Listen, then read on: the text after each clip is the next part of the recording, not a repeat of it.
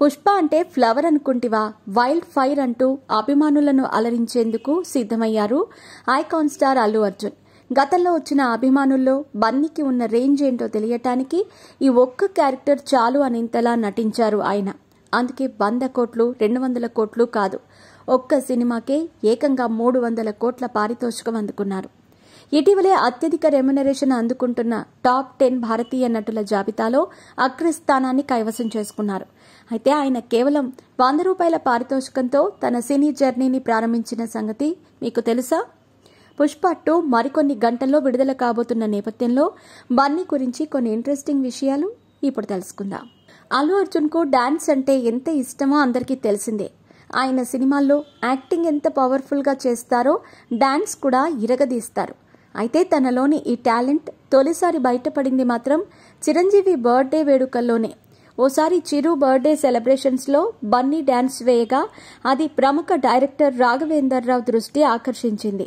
బన్నీని చూసి మురిసిపోయిన ఆయన తన తల్లికి 100 రూపాయల అడ్వాన్స్ ఇచ్చి పెద్దయ్యాక మీ అబ్బాయిని నేను హీరోని చేస్తానంటూ మాటిచ్చారట. అలా గంగోత్రి 2003లో వెండితెరకు పరిచయం అయ్యారు అల్లు అర్జున్. గంగోత్రితో మంచి విజయం సాధించినా కూడా ఏడాది పాటు ఖాళీగా ఉన్నారు బన్నీ. ఆయనతో సినిమా చేసేందుకు ఎవరూ ఆసక్తి చూపని పరిస్థితి ఏర్పడింది. అప్పుడే సుకుమార్ ఆర్య కథ వినిపించారు. ఇక ఈ చిత్రం బన్నీ కెరీర్ని ఓ మలుపు తిప్పిందనే చెప్పాలి. తనలోని అసలైన డాన్సర్ని చూపించేందుకు కూడా ఆ సినిమా ఓ వేదికగా నిలిచింది. Dance, fresh love story, music ఇలా పలు ఎలిమెంట్స్ వల్ల యూత్ ఆర్యాకు బాగా కనెక్ట్ అయ్యారు. ఆ తర్వాత వచ్చిన బన్నీ, దేశముదురు, జులాయి, సన్ ఆఫ్ సత్యమూర్తి ఇలా పలు సినిమాలు తన సినీ కెరీర్లో ఓ స్టెప్పింగ్ స్టోన్స్ గా మారాయి.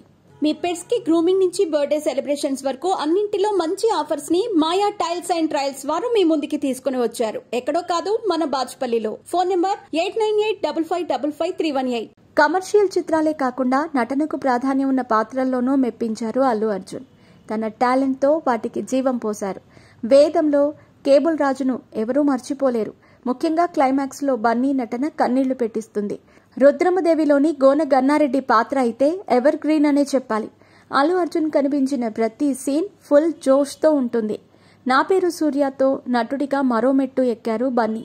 తన కెరీర్లో మానసికంగా, శారీరకంగా ఎక్కువ కష్టపడింది ఆ సైనికుడి పాత్ర కోసమేనని ఓ సందర్భంలో బన్నీ చెప్పుకొచ్చారు. బన్నీ సుకుమార్ కాంబోలో వచ్చిన ఆర్య 2 ఒక ఎత్తైతే ఈ ఇద్దరి కలయికలో వచ్చిన పుష్ప ది రైస్ మరో ఎత్తు. సాఫ్ట్ టైటిల్ పెట్టిన హీరో రఫ్ లుక్తో ఆ సినిమా అనౌన్స్మెంటే అందరిలో ఆసక్తిని నెలకొల్పింది. ఆ తర్వాత వచ్చిన ప్రతి అప్డేట్ సినిమా ఎప్పుడెప్పుడు వస్తుందా అన్నట్లు ప్రేక్షకుల్లో ఉత్కంఠ రేపింది.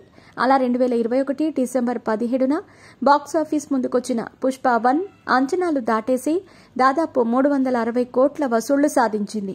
అంతేకాకుండా బన్నీకి బెస్ట్ యాక్టర్గా నేషనల్ అవార్డు అందించింది. ఇక దుబాయ్లోని మేడమ్ టుసాడ్స్ మ్యూజియంలో తగ్గేదేలే సిగ్నేచర్ మేనరిజంతో అల్లు అర్జున్ మైనపు విగ్రహం పెట్టడం మరో విశేషం.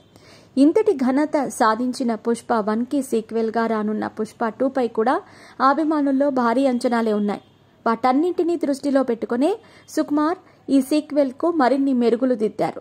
టాలీవుడ్లోనే కాదు, బన్నీకి మాలీవుడ్లోనూ ఫాలోయింగ్ ఎక్కువే. అందుకే అక్కడి ఫ్యాన్స్ ఆయన్ను ముద్దుగా మల్లు అర్జున్ అని కూడా పిలుచుకుంటున్నారు. ఆర్య నుంచి చాలా సినిమాలు మలయాళంలో డబ్ అయ్యాయి. నార్త్లోనూ బన్నీ సినిమాలకు క్రేజ్ ఉంది. నా పేరు సూర్య, సరైనోడు లాంటి వాటిని డబ్ చేసి యూట్యూబ్లో విడుదల చేశారు. అక్కడ రికార్డ్ వ్యూస్ దక్కాయి. షూటింగ్లో ఎంత బిజీగా ఉన్నా కూడా తన ఫ్యామిలీతో గడపడాన్ని అస్సలు మిస్ అవ్వరు బన్నీ. ముఖ్యంగా స్పెషల్ డేస్లో షెడ్యూల్ లేకుండా చూసుకుంటూ ఉంటారు. తన 2 పిల్లలతో ఓ ఫ్రెండ్ లాగా మెలుగుతారు. సినిమాలో వైల్డ్ ఫైర్ లా కనిపించే ఈ పుష్పరాజ్ తెర వెనుక వెరీ ఎమోషనల్.